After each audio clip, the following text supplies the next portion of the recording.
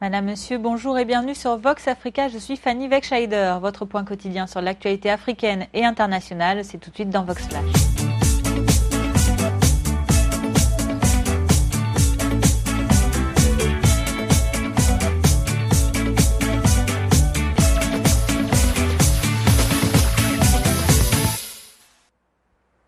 Ouvrons notre flash information avec cette prise de position de Human Rights Watch au sujet de la politique en Côte d'Ivoire. L'organisation de défense des droits de l'homme vient de déclarer qu'elle estimait urgente une enquête sur les crimes dont est accusé le camp du président de la Côte d'Ivoire, Alassane Ouattara, lors des violences post-électorales qui ont fait, vous le savez, au moins 3000 morts en 2010 et 2011. Selon Human Rights Watch, cette enquête doit être menée par la procureure de la Cour pénale internationale à La Haye, aux Pays-Bas, Fatou Bensouda. Alors bien que Fatou Bensouda ait indiqué en mars dernier espérer avoir les moyens d'ouvrir son enquête sur le camp Ouattara vers la mi-2015, eh bien, le rapport de travail publié par Human Rights Watch insiste sur l'importance pour la CPI de s'assurer que le travail qu'elle réalise soit, je cite, accessible, significatif et perçu comme légitime auprès des communautés affectées. Et précisons que Madame Bensouda enquête déjà depuis 2011 sur les violences post-électorales de l'époque en Côte d'Ivoire. Alors si Human Rights Watch se positionne aujourd'hui, eh bien c'est parce que seules des figures du camp Gbagbo, dont Monsieur Laurent Gbagbo lui-même, ont été inculpées pour le moment. Justice à l'extrémité australe du continent. Nous vous l'avons annoncé hier, le procès de Julius Malema, initialement prévu lundi, a été repoussé d'une journée. Outre le jeune dirigeant du parti de gauche radical des combattants pour la liberté économique, EFF, 2 autres co-accusés étaient attendus au procès et c'est en raison de l'absence d'un d'entre eux hospitalisé que la Cour a décidé du report de l'audience. Julius Malema est accusé de corruption pour s'être personnellement enrichi lors d'un appel d'offres truqué d'un montant de 3 700 000 € pour l'entretien des routes de la province du Limpopo dans le nord de l'Afrique du Sud. Hier, devant le tribunal de Polokwane, eh bien, le jeune politicien a déclaré à une foule de supporters qui portaient les traditionnels bérets rouges de son parti qu'il souhaitait être jugé rapidement. Et en cas de condamnation à l'issue de ce procès qui pourrait bien s'éterniser à cause de multiples voies de recours, Julius Malema pourrait perdre son siège de député. Un risque qui fait dire à ses partisans qu'il est avant tout victime d'une cabale politique. Écoutez les déclarations du principal intéressé qui était lui confiant hier au tribunal. Je suis venu ici pour répondre de mes fautes. Ça fait 3 ans que je demande à être jugé et ce jour est arrivé. Je ne vais pas me dérober. Je n'ai jamais dit que je ne voulais pas venir. Je suis impatient d'être au tribunal. L'Association nationale des procureurs a essayé de multiples reports jusqu'à aujourd'hui, essayant d'utiliser la maladie d'un accusé pour demander un nouveau report. Je ne veux pas de report parce que je n'ai pas peur. Laissez-moi mourir pour mes péchés. Jugez-moi et arrêtez-moi pour mes péchés. Je veux vous assurer que vos prières sont entendues. Nous allons gagner. Je suis un homme qui a un très fort instinct. Je sais quand nous sommes en difficulté et je sais quand tout va bien. Et je veux vous dire que nous allons gagner. Retour au Mali où nous vous annoncions hier dans notre édition du soir Vox News la mort de 10 soldats maliens suite à une attaque djihadiste. Le bilan est aujourd'hui plus lourd. Ce sont en effet 11 militaires qui sont décédés dans cette attaque hier lundi contre leur camp situé dans la région de Tombouctou, plus précisément à Gourmara-Rousse. L'opération aurait été revendiquée par AQMI, Al-Qaïda au Maghreb islamique. Selon le nouveau bilan du gouvernement malien, un autre garde est également actuellement blessé, en plus des 11 morts. Le gouvernement qui condamne, je cite, un acte terroriste, lâche et barbare.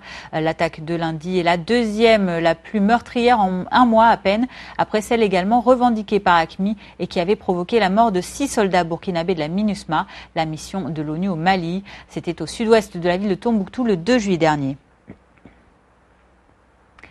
La médiation de la crise politique au Burundi au cœur des discussions téléphoniques hier entre Ban Ki-moon et le président ougandais Yoweri Museveni. Le secrétaire général des Nations Unies a contacté hier lundi par téléphone celui qui est aussi le médiateur dans la crise au Burundi. Ban Ki-moon qui avait auparavant condamné fermement l'assassinat du bras droit du président Pierre Nkurunziza et ancien patron de la sécurité intérieure, le général Adolphe Nshimirimana, a tenu à assurer M. Museveni de son plein soutien à la médiation médiation entreprise. Ban Ki-moon a également profité de l'occasion pour s'adresser à la présidente de la Commission de l'Union africaine, Madame Nkosazana Dlamini-Zuma. Saluant la médiation menée par l'Ouganda au nom de la communauté des États de l'Afrique de l'Est, il a aussi appelé, je cite, à la reprise rapide du dialogue pour apaiser les tensions grandissantes et préparer la formation d'un gouvernement d'union nationale. Toujours dans la région des Grands Lacs, la Tanzanie est un pays riche en or. À Nsangano, la toute première mine d'or équitable du pays vient d'être créée. Cette mine artisanale est l'une des 3 mines du pays qui devrait recevoir le label Fairtrade, comprenez équitable. Écoutez ses commentaires. Le projet Label équitable pour la mine de Sangano, c'est bon pour nous, ça nous apporte beaucoup de choses. On ne nous donne pas seulement des équipements de protection comme des gants, on nous donne aussi des clés pour faire investir notre argent. Avant que nous les formions, ils travaillaient sans connaître les questions de sécurité et d'environnement. Ils maniaient du mercure à main nue, ils restaient des heures dans l'eau sans porter de bottes de protection. Donc avant, ils travaillaient vraiment sans qu'on leur ait expliqué ce genre de normes. J'espère pouvoir avoir un programme qui enraye le cycle de la pauvreté.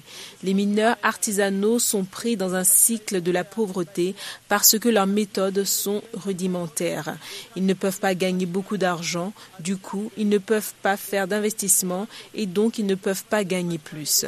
Si on casse ce cycle, ils auront une meilleure vie et l'exploitation des mines serait une activité économique comme une autre. Et un responsable de bijouterie britannique s'exprime également, écoutez. Fairtrade Gold. L'or Fairtrade est le seul au monde qui a une certification indépendante sur son origine et qui garantit que les personnes impliquées dans la chaîne de production sont traitées justement.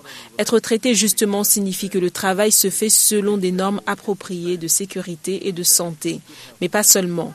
Le travail des enfants est banni, le salaire est équitable et une prime est donnée pour améliorer le tissu social de la communauté. 15 millions de mineurs artisanaux gagnent environ $2 par jour dans le monde. Donc chaque année, il y a entre 300 et 400 tonnes d'or sur le marché qui proviennent du travail de personnes maintenues en esclavage par les personnes qui achètent des bijoux. À l'international, un tatoueur autrichien lutte contre le climat montant de xénophobie dû à l'immigration dans son pays. Son action, offrir gratuitement des tatouages à quiconque souhaite se faire marquer la peau avec des symboles ou encore des messages antiracistes. Une façon selon lui de témoigner publiquement de ses opinions et de ses sentiments. Écoutez. Je souhaitais simplement donner l'impulsion pour que les gens se rendent compte du mauvais état de notre société. Et c'est là que je me suis dit qu'un tatouage, c'était un très beau symbole, un très beau signe pour témoigner publiquement ce que nous pensons.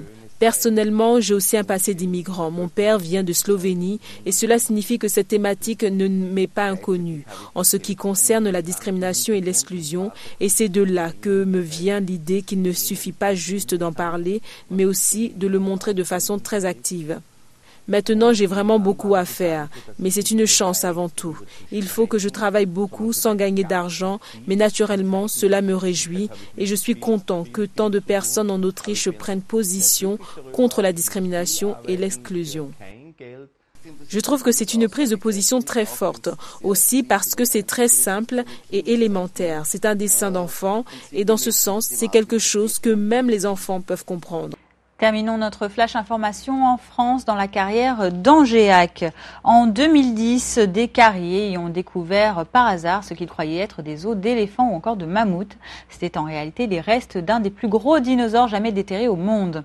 5 ans plus tard, le site paléolithique d'Angéac en Charente est en réalité un trésor inestimable pour les paléontologues français mais aussi européens, tant le site regorge de fossiles de dinosaures parfois peu connus et très rares sur le sol européen. Reportage. Bienvenue dans le paradis des paléontologues. C'est ici que ce fémur de dinosaure mesurant 2,20 m a été découvert, le plus grand connu à l'heure actuelle. Voilà 5 ans que ce site, à la sortie du village d'Angéac en Charente, délivre des trésors vieux de 130 millions d'années. La particularité de ce site, c'est d'abord d'être très étendu. Il y a 4 à 5 000 mètres carrés de 2 couches. Et ce sont des argiles qui ont préservé tout un écosystème. Il y a bien sûr des dinosaures géants, mais il y a des dinosaures carnivores. Il y a toutes sortes d'animaux. Il y a des plantes également. Il y a des arbres. Nous sommes ici en présence de tous les organismes qui peuplaient un marécage. Et c'est quelque chose d'assez exceptionnel d'avoir tous ces éléments représentés. En 2010, des carriers découvrent par hasard ce trésor paléontologique. En tout, 8 ou 9 espèces de dinosaures ont été identifiées ici, avec 2 découvertes majeures. Voilà, on trouve les 2 stars du gisement quasiment au même endroit, puisqu'il y a le grand dinosaure sauropode avec sans doute ce qui est un tibia, donc qui a été cassé sans doute par l'action de la Charente. Et puis à côté, il y a son pendant, mais chez notre dinosaure autruche, c'est notre ornithomimosaure, où on a aussi un tibia. Donc on en connaît près d'une centaine sur le site. Une découverte sans précédent pour cette espèce répertoriée jusqu'à présent uniquement en Espagne. Grâce aux ossements mis à nu ici, les chercheurs européens ont réussi à mieux comprendre une espèce quasiment inconnue sur le vieux continent. Une richesse exceptionnelle qui attire. Chaque été, plusieurs bénévoles, souvent étudiants, se portent volontaires, comme Jonathan, qui participe cette année à sa première campagne de fouilles. Pour moi, c'est un rêve d'enfance, donc à chaque fois, c'est quelque chose d'assez merveilleux. Même si c'est des petites esquilles qu'on peut retrouver dans les packs, là. Souvent, c'est des tout petits trucs qui ne sont rien du tout, mais ça reste toujours très beau. Ici, j'ai découvert de nouvelles espèces que je ne connaissais pas encore. Alors, on s'enrichit toujours plus en allant sur le terrain. En tout, ils sont une quarantaine à gratter la terre à l'aide de couteaux à huîtres. Cette année, la grande surprise a été de découvrir dès le début du chantier ce sacrum géant d'1,20 m, pesant plus de 2,5 tonnes. Une belle pièce appartenant à l'espèce des sauropodes géants, un animal proche des fameux diplodocus au long cou et longue queue, mais dont la reconstitution reste encore à affiner. Après un mois de fouilles, le site sera à nouveau recouvert par les eaux pour le reste de l'année, une manière naturelle de préserver des pilleurs la richesse de ce gisement. Tous se donnent rendez-vous ici l'année prochaine, car ils en sont persuadés, le site peut encore livrer des trésors. Voilà, c'est la fin de ce Vox Flash du mardi 4 août. Merci à vous de l'avoir suivi. Je vous donne rendez-vous demain, mercredi, pour votre prochain point quotidien sur l'actualité. En attendant, passez une excellente journée. À bientôt.